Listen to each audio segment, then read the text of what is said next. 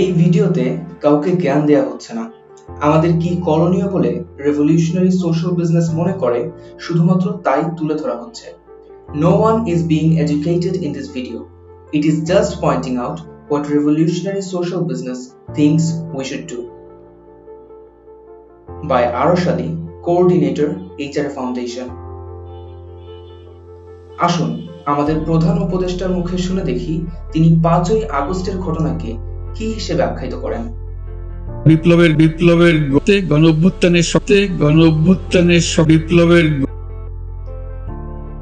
অভ্যুত্থান নাকি বিপ্লব আসলে ঘটেছে কি? আমরা এই confused.com থেকে কিভাবে উদ্ধার হই?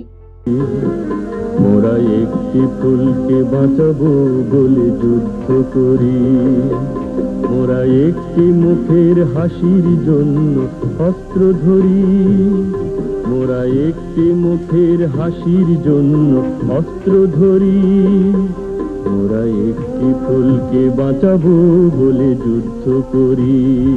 এই গান আমরা সবাই শুনেছি। এবার আমাদের যুদ্ধ করতে হবে একটি শব্দকে প্রতিষ্ঠিত করার জন্য। আমাদের কনফিউশনটা প্রথমে দূর করা যাক।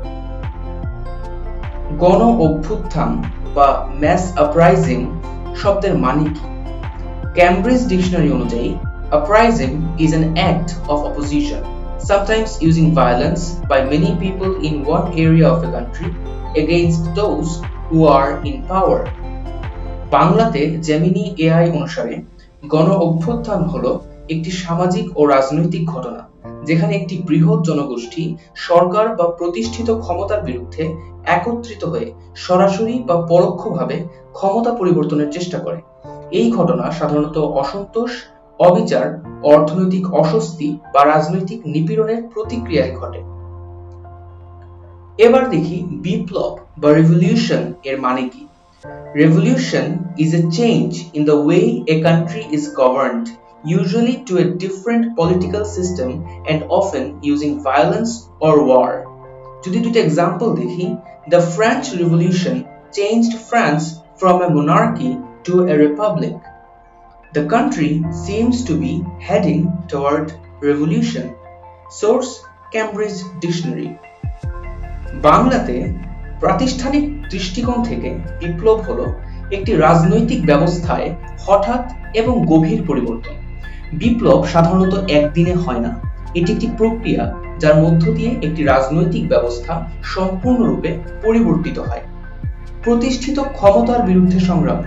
বিপ্লব সাধারণত বর্তমান শাসক শ্রেণীর বিরুদ্ধে জনগণের সংগ্রামের ফল। নতুন একটি ব্যবস্থা প্রতিষ্ঠা।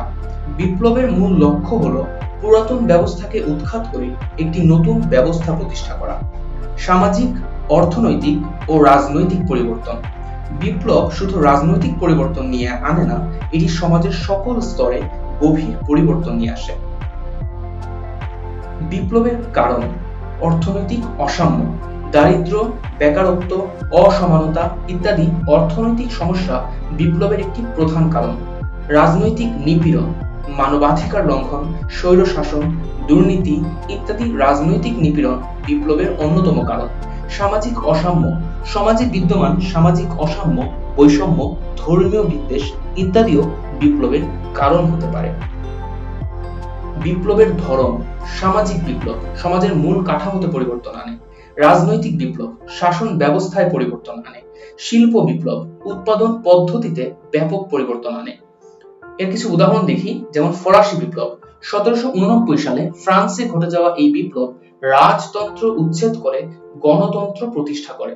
রুশ বিপ্লব 1917 সালে রাশিয়ায় ঘটে যাওয়া এই বিপ্লব রাজতন্ত্র উৎখাত করে কমিউনিস্ট শাসন প্রতিষ্ঠা করে।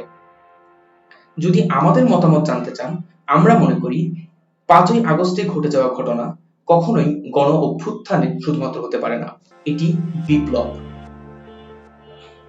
আপনাদের মতামত কি? গণ অভ্যুত্থান নাকি বিপ্লব?